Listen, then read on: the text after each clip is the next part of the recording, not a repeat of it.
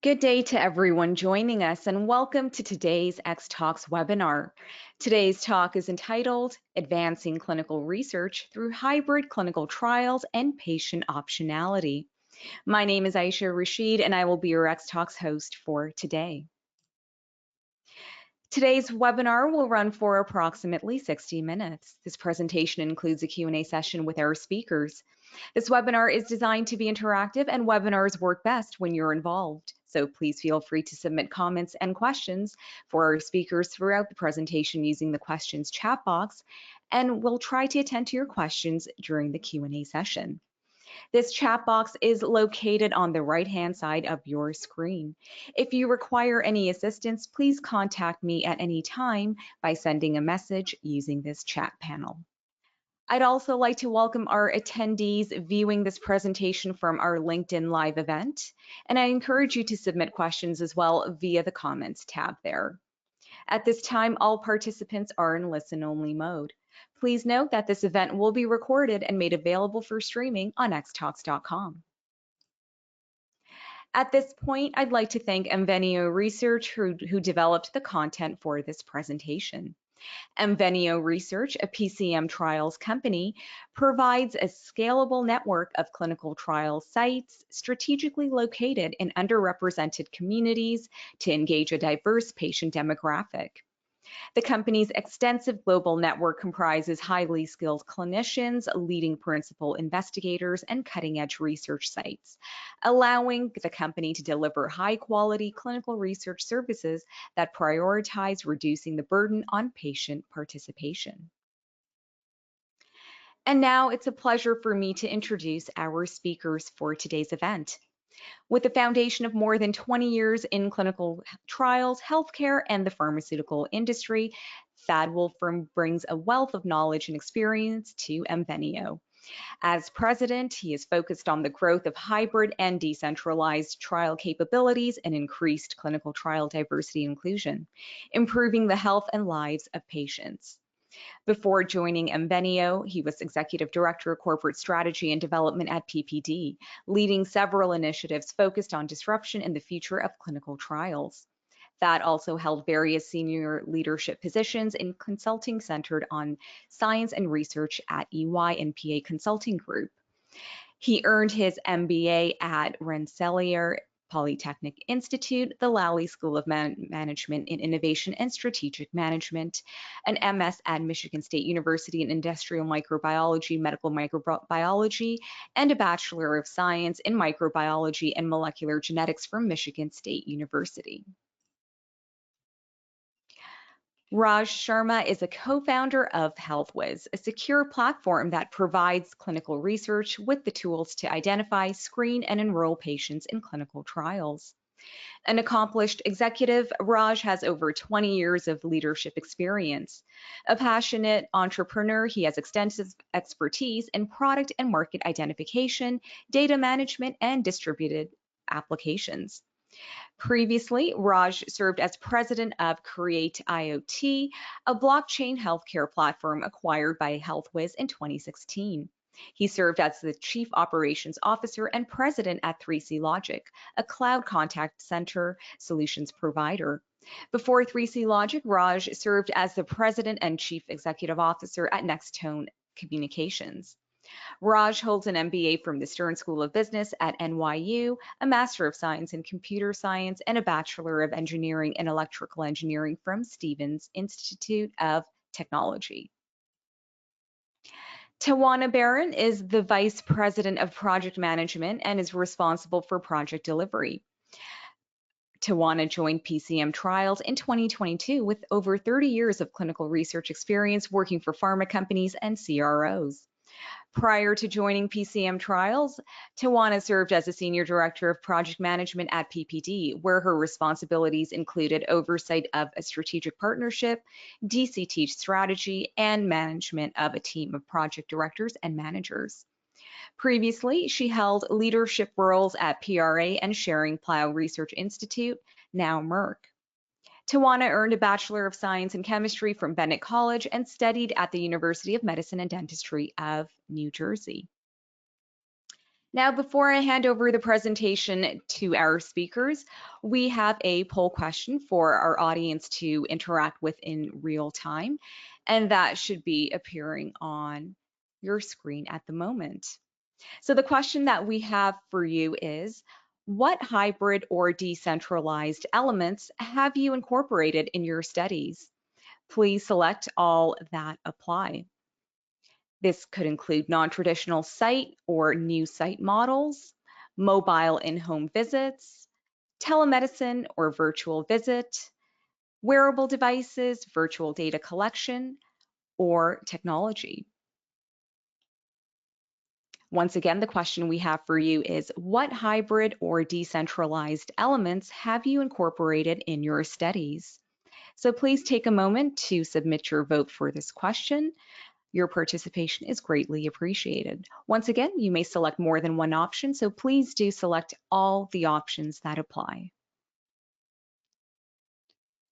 All right, I can see that the votes are coming in, and I'll give our audience just a couple of more seconds to get all of those votes in before I close up the poll and share the results of the poll. Once again, the question is, what hybrid or decentralized elements have you incorporated in your studies? All right, it looks like the majority of our audience has voted, so thank you very much for doing so. I'm going to close up the poll now, and let's take a look at the results. All right, so 31% of our audience said non-traditional site or new site models, 50% mobile in-home visits, 75% responded or have used telemedicine or virtual visits, 69% wearable devices or virtual data collection, and 50% for technology. Thank you once again to our audience for voting on that poll. And now, without further ado, I'm going to hand over the presentation to our speakers. You may begin when ready. And we have Thad coming up first.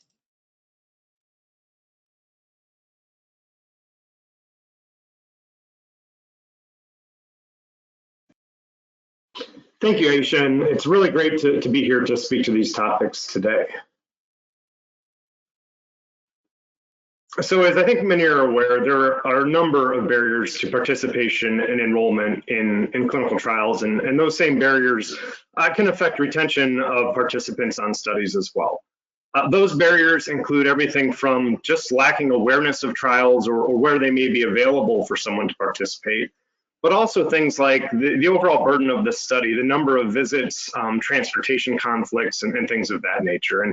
And these really can be expanded out as well when we start to think about certain indications where caregivers come into play as well. And these burdens really can hit an entire family. And so, you know, these are all barriers that the industry has been looking over the past many years to find different ways to attempt to overcome. In addition to this, in recent years, we've seen a much greater industry call for increased diversity and representation in clinical trials. And, you know, the real point here is that the data that is collected in a clinical trial needs to be representative of the eventual population that any vaccines or therapeutics will be made available to. And so with that, it's important to both ensure that we are thinking holistically about the right representation across the population, but also taking both a therapeutic area and indication-specific view on what part of the population is most impacted by a given disease and therefore will benefit the most from a new medicine. You know, this is something that I think, you know, scientists in the industry, you know, have appreciated. It's important for the statistical value of the data that's collected. But also, you know, as the FDA has advanced requirements around diversity, it is an element as we think about barriers to access that we need to be very proactively thoughtful about how we can remove barriers to ensure representative participation in clinical trials. So what is a hybrid trial? You know, there's over the last several years, there's been a lot of discussion around, you know, traditional brick and mortar sites versus decentralized trial, you know, options. And the reality is there are a lot of different capabilities that have advanced that allow for a study to be conducted in a more hybrid manner, meaning it's a mix of traditional clinical research sites augmented by any number of things. And those things might be new visit options. So where it is that a particular visit takes place during a study. Some visits will always need to take place at a traditional brick and mortar site, but some visits can actually take place in the community, maybe at a mobile site. And further, mobile clinicians can conduct those visits in the home. We also see increasing use of technology to allow for ongoing data collection or to ease the data collection that takes place throughout the course of a study. And then lastly, there are a number of wearables as well that come into play as we think about how can we more constantly monitor certain aspects of a participant throughout the journey of a clinical trial. So why hybrid trials? What's the importance of advancing these different capabilities for how we can create a more patient-centric study? Well, the first is it really does help enroll patients from diverse populations. By taking some of these approaches, we're expanding the geographic footprint where there's access to research. And so it really is about addressing diversity. And by gathering more representative data across the population, what we're doing is gaining more powerful statistical data to allow for approval of drugs in a more timely manner. And again, by reducing patient burdens across the participants on a study, it means that we're also retaining patients throughout the study, again, ensuring that we're reaching the necessary results faster through that increased retention. So hybridization and decentralization in trials. One of the things that we've really focused on across EmVenio Research and PCM trials is how do we offer the most expansive range of visit options to participants? And how will that enhance both their experience as well as benefits to sponsors? It really does come back to how can we reduce overall participant burden and increase retention through doing that? And really what's at the crux of that is improving trial experience for all participants. And by doing that, we make it easier for individuals to participate. Again, the benefits to sponsors are it expands that overall geographic reach of a study, reaching a broader population, allowing for faster enrollment and improved study timelines, while also helping to meet these advancing FDA requirements around diversity.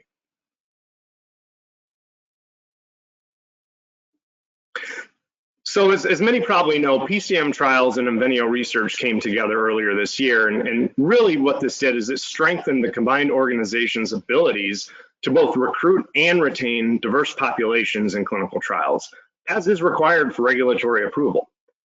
These combined services really prioritize minimizing the burdens of participants while improving that overall experience. And through this, we now are able to offer the largest comprehensive set of visit services globally across the industry, having the largest independent hybrid site network, as well as being the most experienced provider of local clinical trial access.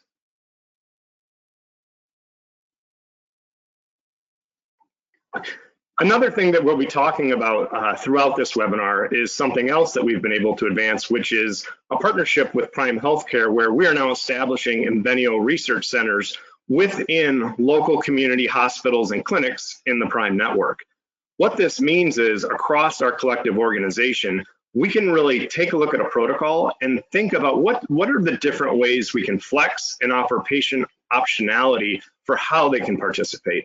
And we're able to do that by thinking about these EmVenio Research Centers, which are really new traditional brick and mortar sites within the community setting, and how we're able to take mobile sites and drive further into the community to allow for research closer to home, all the way down the hybrid spectrum into sending clinicians into the home for some visits. And so it's really how do we pull together this entire platform of site options operating all under the same PI, the same research team and staff, really creating a comprehensive way to deliver patient-centric clinical trials.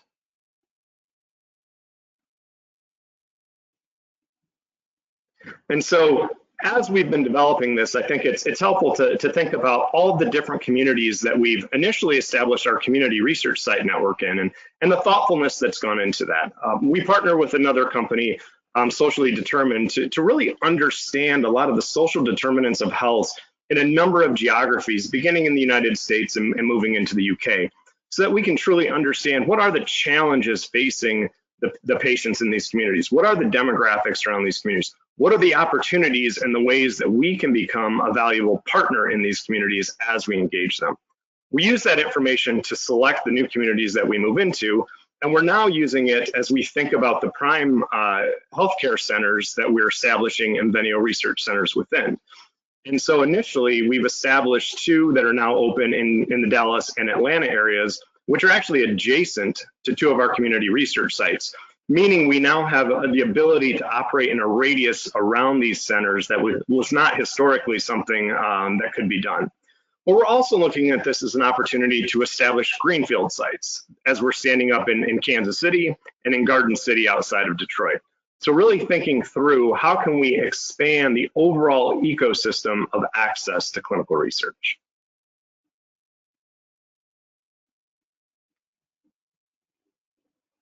And so lastly, before handing over to Tajuana, I think it's important to really understand what are some of the outcomes that we're seeing through these efforts.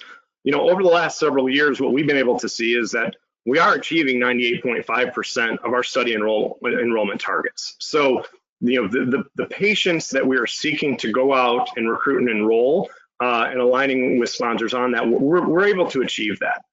But in doing so, over time, 44.7% of the patients that we've enrolled have come from minority populations. And in fact, in the last 6 studies that we've supported, that number has come closer to 60%. But lastly, we're also seeing a 92% retention rate. So as we think about, the burdens and the challenges that were laid out, but also why and how hybrid studies can address some of those things, we really are seeing the outcomes in the data from the studies that we're supporting. And I think it really speaks to the importance and the value of these new capabilities that are coming to the market.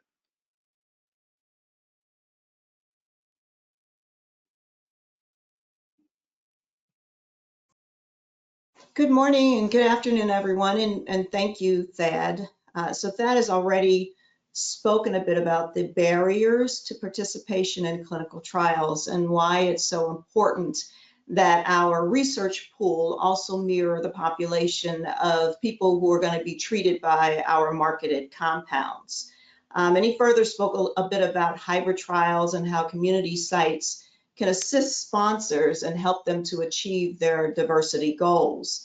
I'd like to just take a few minutes of your time to discuss another option in the toolkit that sponsors can use to support sites, and that is the use of mobile nurses. PCM Trials has a dedicated team of professionals, and that team helps to identify clinicians who have been vetted by experience and education to conduct trial services in a participant's home. So we hire nurses after performing a very rigorous background check, and then we do ongoing debarment checks throughout the life of a study. Our clinicians undergo GCP training, and then they get assigned to a study based on the specific needs of that particular protocol. And so this ensures that we are able to place the right hands with the right equipment, and that person is going to show up at the right place and conduct the visit on time. Our clinicians also receive protocol-specific training for each of their assignments. So we've been able to successfully deploy, so far we've deployed nurse practitioners, we've done studies with lactation consultants, registered dietitians, MDs if needed, and the bulk of our workforce are our RNs, which represent pretty much the largest percentage of our clinicians. We do have some data that supports the assertion that the use of mobile visits has a very positive impact on study timelines. So this slide just represents some of the metrics we've gathered from global data, in which they took some studies that were similar. They had similar attributes, and then they compared the data from those studies that use mobile visits versus those that did not use mobile visits. And their data show that the use of mobile visits had a very positive impact of 3.14 months on the enrollment timeline. So they were able to shrink the enrollment timeline. Global data also showed that trials that use mobile visits also had a shorter duration in the overall timeline of up to 6 months. So from this data, we can say that the trials that use mobile visits are 41% more likely to complete early when compared to similar trials that did not use mobile visits. Not only did the use of mobile visits have a positive impact on enrollment timelines, but data from global data also shows that the use of mobile visits has a very positive impact on participant retention. So similar to the approach that was used to look at the enrollment data, they matched studies with similar attributes, again, for those that used mobile visits versus those that did not. And they were able to find that in phase 2 studies, they saw a reduction of 46% in dropout rates. And then when you look at phase 3 studies, there's an even larger impact of 52% in phase 3 studies. Overall, in this analysis, the patient dropout rates were reduced by about half in those studies that utilized mobile visits.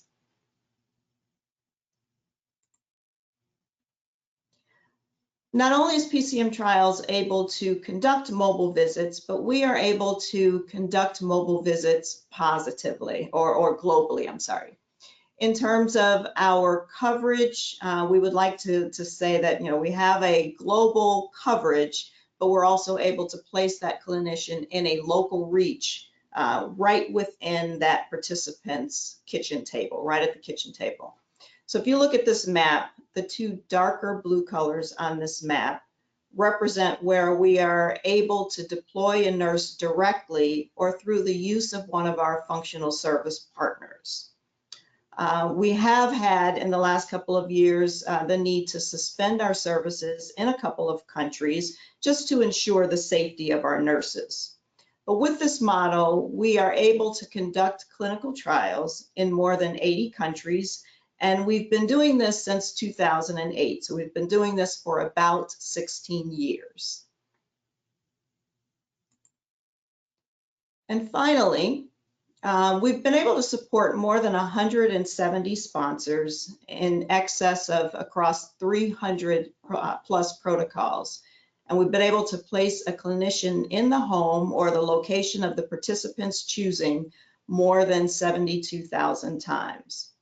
So whether we're partnering with a large academic center or we're partnering with a virtual PI or we're utilizing a community site, mobile nurses provide another patient-centric option for the successful conduct of your clinical trial.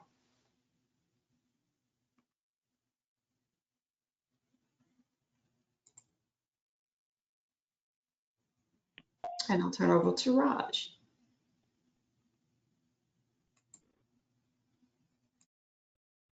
Hello. Yeah, good afternoon. This is Raj Sharma. So in this section, I'm going to talk about why decentralized clinical trials and why now. We've been doing traditional randomized clinical trials for decades. So why, hybrid and decentralized clinical trials make a lot of sense now, and why partnering with community and regional hospital makes a lot of sense. We have all heard and seen the numbers. 80% of trials fail to meet their enrollment timelines. 30% of participants drop out before the study concludes. And, these obviously adds a lot to the cost and the time it takes to develop a new drug and introduce it to the market.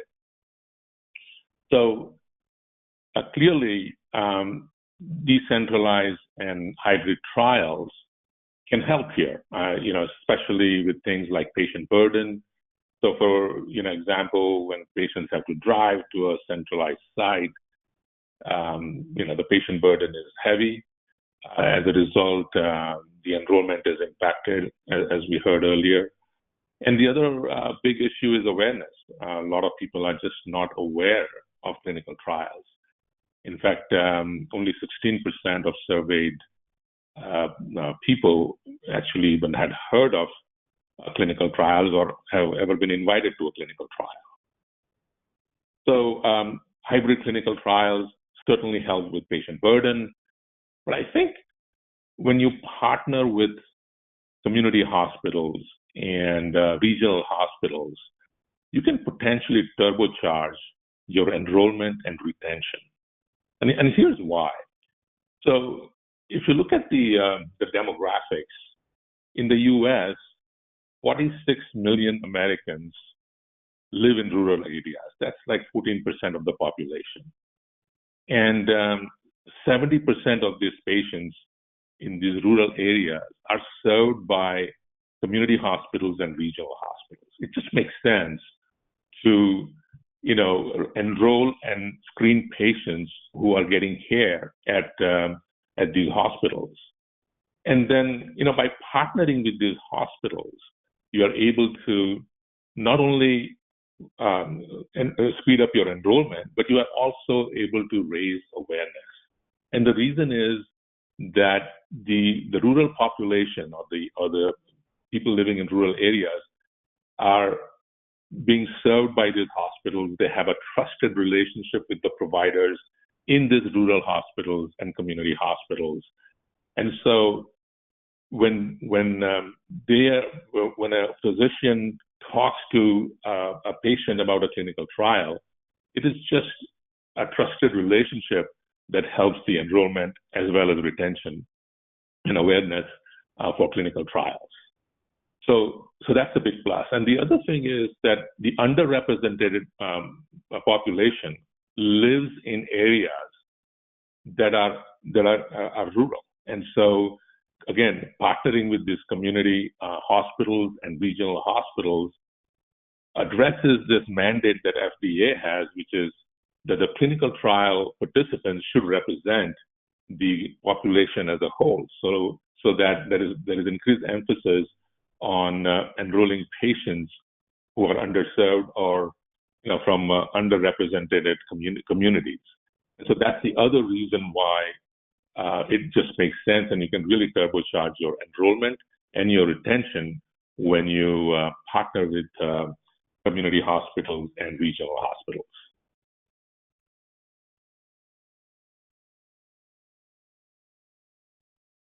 Now, clearly, with hybrid trials, a lot of new technologies have come into play. Things like wearables, remote monitoring devices, they have really enabled hybrid trials, decentralized trials, and that's the reason why you see some of the successes that Thad had touched on earlier. That all these technologies actually help the execution of decentralized and hybrid clinical trials. But there is, when you partner with these community hospitals and regional hospitals, there is more you can do. And that's where the real benefit of partnership comes into play. So for example, when you partner with a community hospital, you have the ability, along with HealthWiz and EmVenio, to connect directly with their EHR that they are using.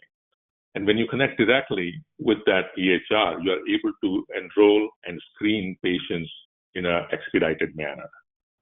So ONC, Office of National Coordinator, has come up with mandates about how EHR vendors need to use some standard ways to connect to EHRs so that you can bulk access the patients in EHR so that they can be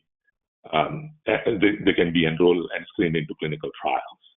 So this is a big benefit if you partner closely with regional and community hospitals, and if you're able to connect to their EHRs. You now have access to the right patient population so that you can accelerate your enrollment as well as by partnering with the healthcare system, you are now able to raise awareness and do your screenings and enrollment in an expedited fashion. We've also seen use of new communication methods to reach out to patients. Clearly, things like social media and all of those things do make a lot of difference. But I think if we can automate the screening and the enrollment process by sending out email, text messages, voice communications, and have them come from the health system as opposed to an unknown entity, that has a much higher chance of being well received by the patient and obviously looked at more seriously. So for example, when you are connected to the EHR, if you can screen the patients, you can reach out to patients all in an automated fashion without actually really disrupting the flow that's in the healthcare system, in that hospital. That's where the benefit of partnership comes into play.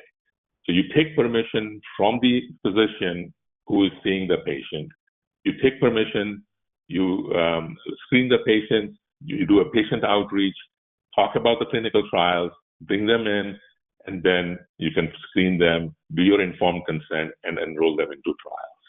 And again, this is completely non-intrusive for the physician and for the hospital, the community hospital, because all these processes and patient outreach are automated. So you can email them, text them, reach out via voice, and then enroll them into the clinical trial. So all these things put together really turbocharge your enrollment and retention. And so that's why you see the numbers that Thad was showing, how the enrollment percentage goes up dramatically when you not only employ these technologies, but when you partner with healthcare systems. And the numbers were both enrollment as well as retention.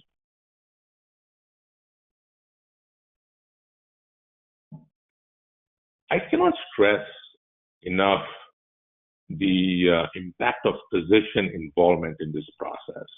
So really, when you are partnering, it's important to partner at the corporate level for sure, because that's how you are able to achieve things like EHR connectivity and other things. But having an embedded site requires a partnership, and that's what we are talking about here, is really creating these embedded sites within community hospitals, within regional hospitals, and that requires not only buy-in from the corporate management, but also it's really, really important to work with the local physicians and care providers. And there was a study from Pew Research which says 73% of Americans trust the information that comes from their providers, much more so than anything else, including social media outreach that people do. So again, working with healthcare systems, especially in regional and community hospitals at the corporate level, to establish a partnership, and then creating these embedded sites just really helps with enrollment and retention.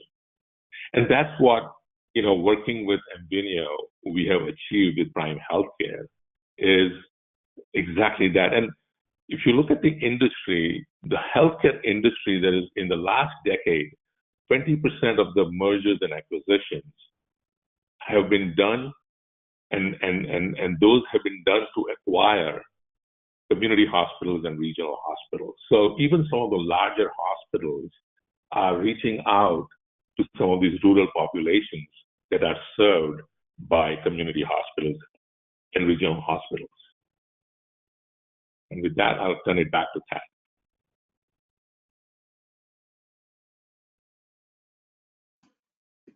Thank you, Raj.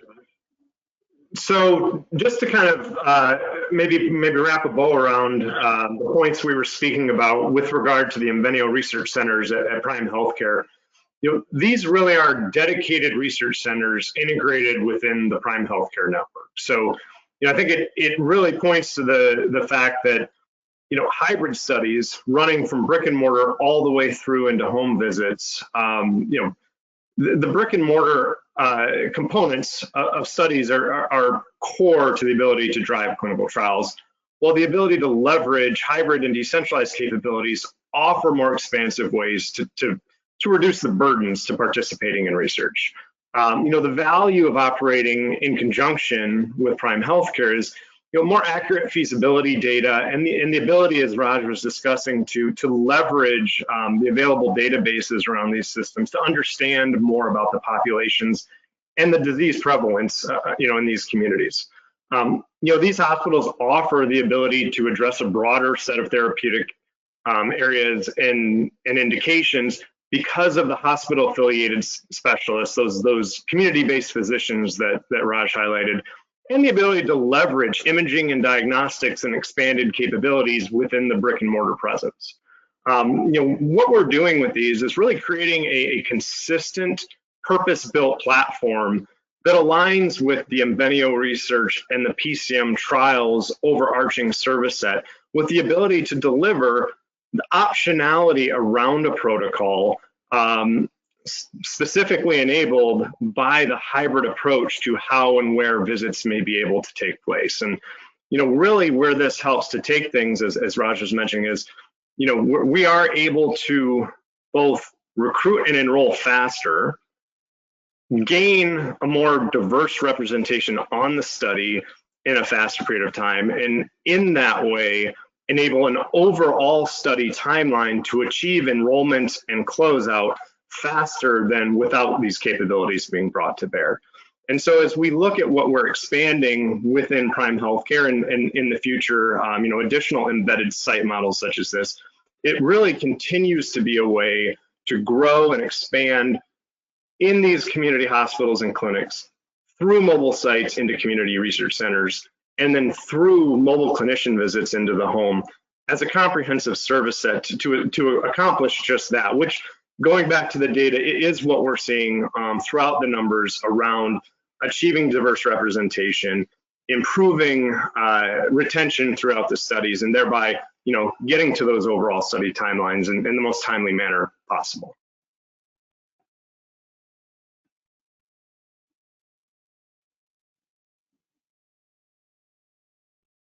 All right, thank you so much to our speakers for that very insightful presentation. Now, before we head into the Q&A session with our speakers, we do have a poll question coming up. So let me just share that with everybody. Just bear with me for one moment. All right. So this poll question should be appearing on your screen at the moment. And if you are attending via GoToWebinar, the poll should be on your screen right now. And you can vote by clicking on any of the answer choices. So the question that we have for you is, how do you foresee the future of clinical trials in the next 5 years?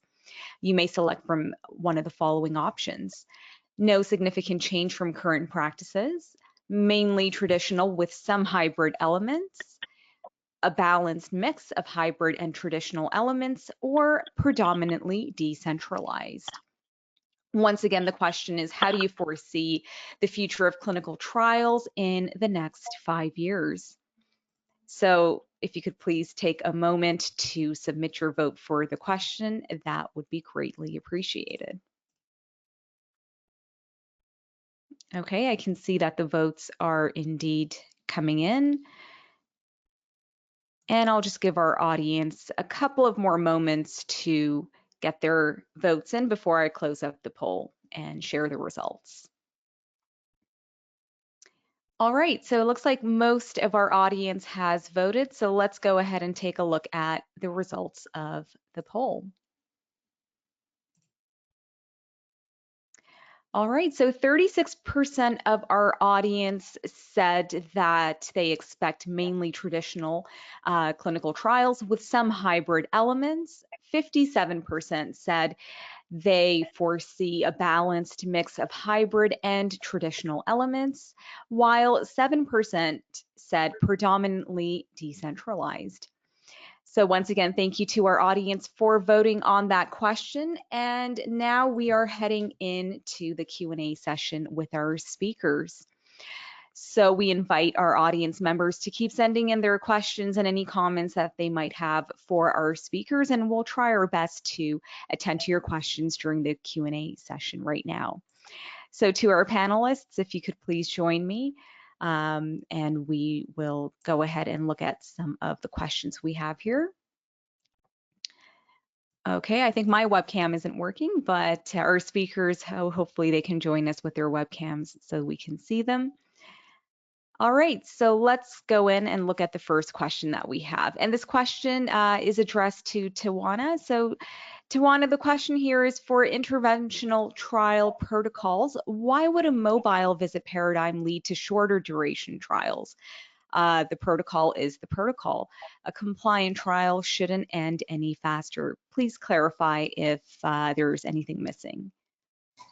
Sure, thank you for the question. I would definitely agree that mobile visits don't impact treatment timelines. However, we have seen that having mobile visits does impact the enrollment timeline. So by default, if you complete enrollment sooner, then you would certainly conclude the study sooner. And then also one of the things that I've seen is depending on the trial design and the statistical power that you need to validate your efficacy or your safety endpoints, many protocols do assume a specific dropout rate.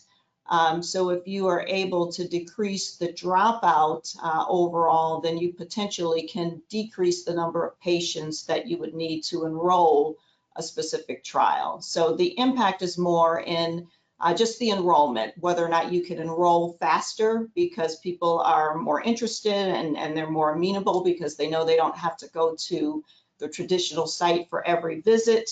And also if you are able to increase retention, then by default you can then decrease the overall study timeline. Great, thank you, Tajuana, for that answer. The next question we have here is for Thad. To follow up, this audience member is asking, did you mean hybrid trials may recruit and start faster than traditional trials and thereby end faster end to end?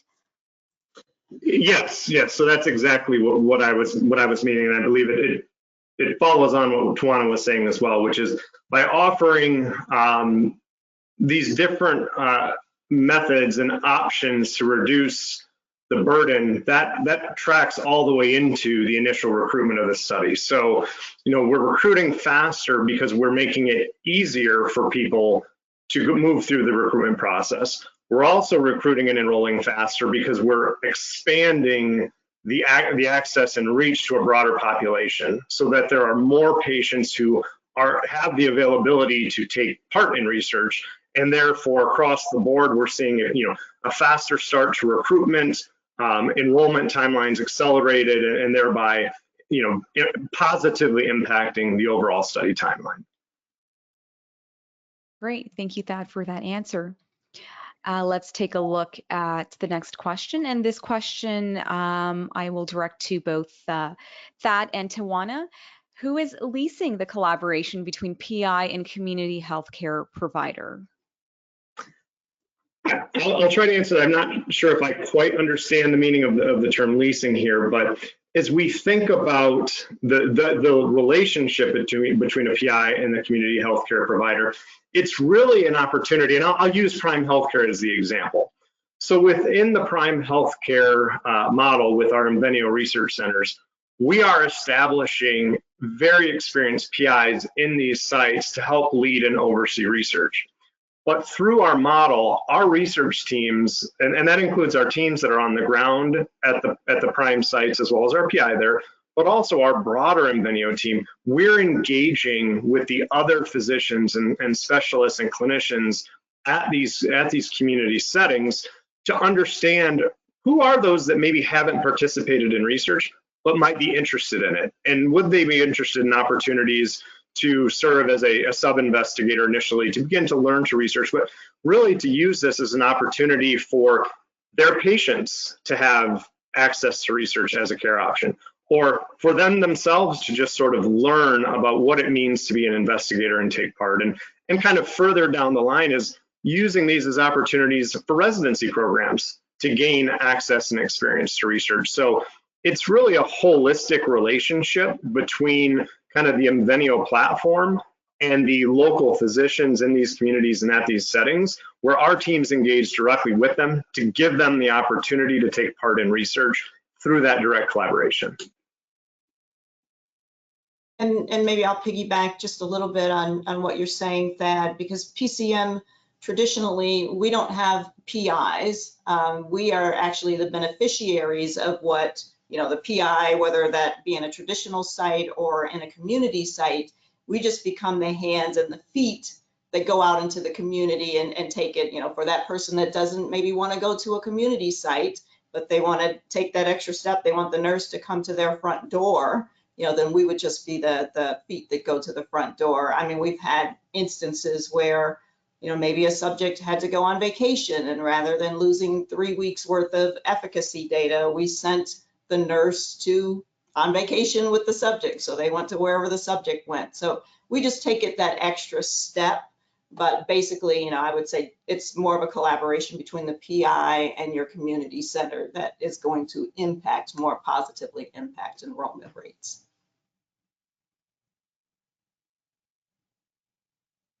Raj, I think you're on mute. We can't hear you.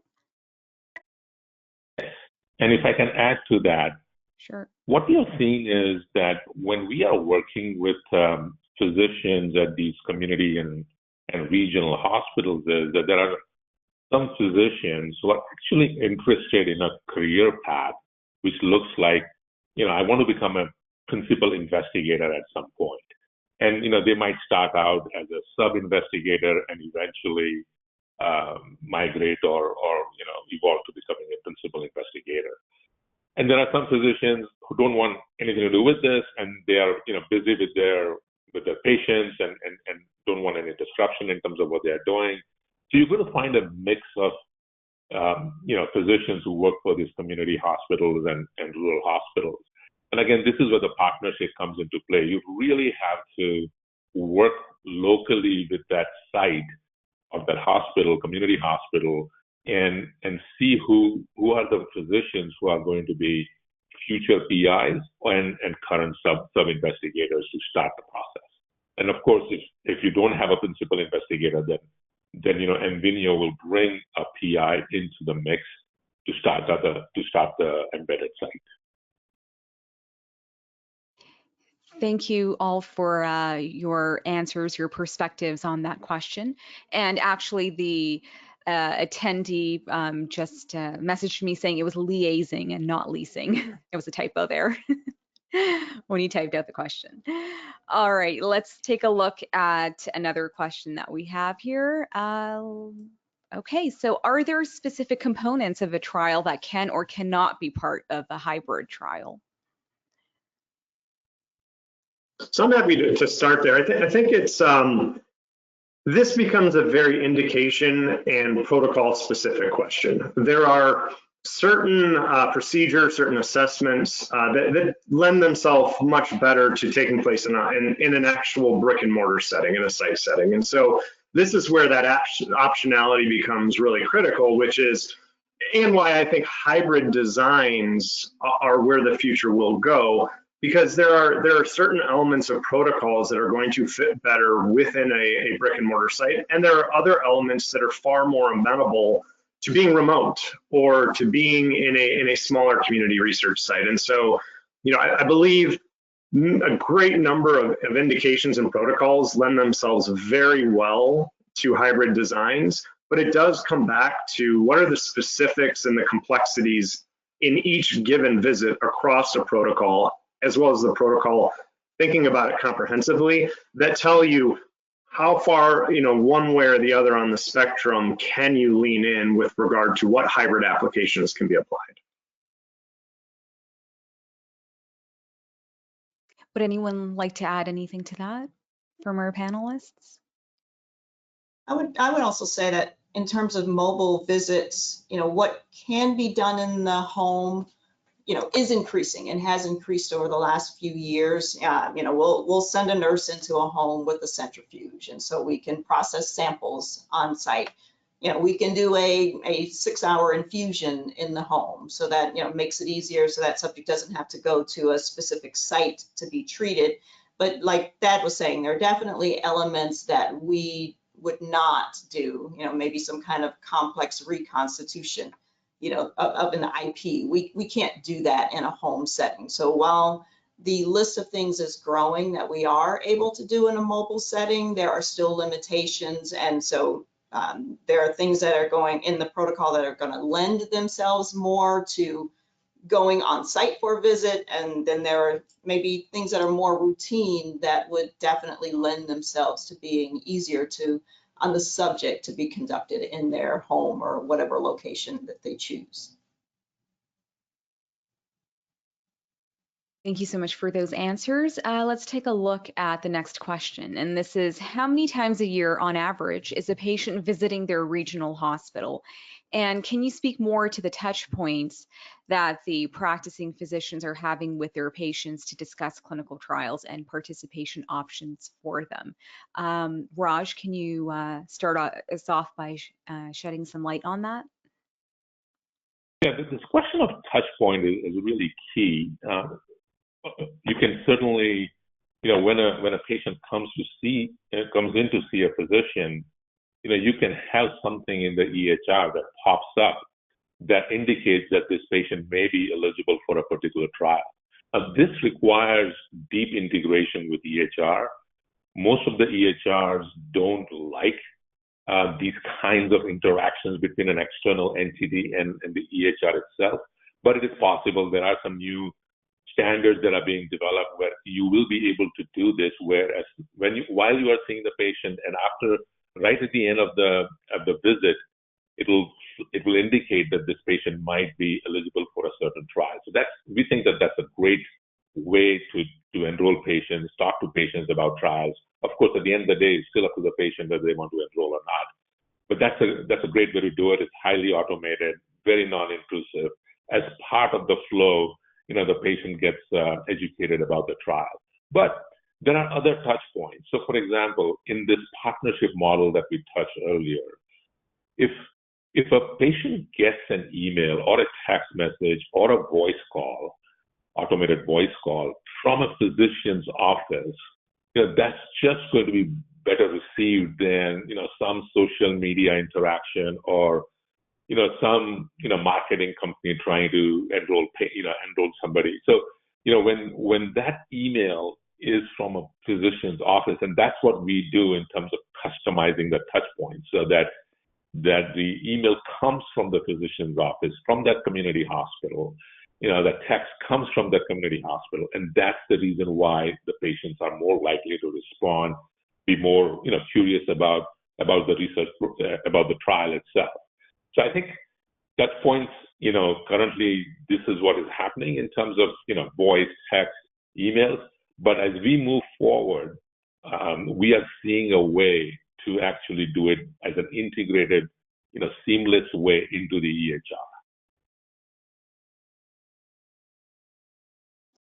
Tajuana, any thoughts on that? Maybe just one additional thought, which is, if we think back a number of years to when so much of clinical research took place, really housed around academic medical centers, you had an environment where all of the physicians were likely aware of or even maybe engaged in clinical research of some kind. So there was greater awareness of even how to proceed on that front. And I think what we're seeing over time now is the overall physician base is becoming more aware and more comfortable with the potential for clinical trials. And so by creating even awareness and that comfortability with physicians in the community setting, so that they're more making it easier for them to inform their patients about a potential trial, but also just kind of trying to helping improve that physician awareness of clinical trial opportunities is another important one, so that when they do have that opportunity, even in their office, during one of those touch points, they're prepared to speak to or think about clinical trial options with a patient, whether they have a specific trial in mind or whether it's just an open conversation and dialogue. So that's, I think, to Rajma, as these types of community-based partnerships and collaborations further advance, I think we're expanding the number of physicians who are willing to use one of those touch points as an opportunity to talk to one of their patients about clinical research. Yeah, and I think the other thing I would call out, particularly being a member of, what people term to be underrepresented group, just having whether it's a physical site like a prime site or an MRU type site within a specific community, it also helps to deal with that barrier of trust, because there are certain populations that just, they don't have a lot of trust. They feel like there have been whether they're myths, and you're busting myths in certain communities, but there's something about having a site that is right within their community, typically staffed with people that look like them or speak their same language that they can relate to. And I think that helps to overcome one of those barriers to getting involved in clinical research. Wonderful. Thank you so much to everyone for those answers. I think we can squeeze in maybe one last question. Let's take a look. What should organizations look for in potential partners when planning hybrid clinical trials? I mean, I'll start, and then I'm sure others have thoughts. I think that number one is always experience. How much experience does a partner have in delivering on these services or technologies or capabilities? What are their experiences around specific indications? And what is their ability, their shown ability to conduct research in this way with a high degree of quality? And I think it comes back to those core components around experience, focus on quality, and really being able to use that to speak for itself. I think those are the first and most important aspects from my perspective. Yeah, agreed that. And the other one that I would add is just flexibility. We have a lot of sponsors and clients that come to us, and they need different things. So they need us to be able to give a little bit on this side, maybe remove a little bit on that side, and just having that flexibility to meet them right where their study needs are, I think is important in a partner. All right. Thank you so much to our panelists for, once again, that very insightful presentation and for answering our audience members' questions. I'm sure that our audience gained a lot of insights, a lot of valuable insights from our panelists today. We've reached the end of today's event. If we couldn't attend to your questions, the team at EmVenio Research may follow up with you, or if you have any further questions, you may direct them to the contact emails of our panelists that are displayed on your screen there. Thank you everyone for participating in today's webinar. You will be receiving a follow-up email from X-Talks with access to the recorded archive for this event. A survey window will be popping up on your screen. Your participation is greatly appreciated as it will help us to improve on our webinars. Now, in addition, I am going to share a link to today's event with the recording for the webinar. So I do encourage you to also share this with your colleagues so that when they register for the event, they can also view the recording of today's webinar as well. For those watching via LinkedIn Live events, we encourage you to visit xtalks.com to register for this event and gain access to features such as viewing the recording and more. Now, please join us in thanking once again our speakers for today, Thad Wolfram, Raj Sharma, and Tajuana Barron for their time and insights. We hope you found this webinar informative. On behalf of the team here at X-Talks, thank you for attending, and we hope to see you next time. Take care, everyone. Have a great day, and bye for now.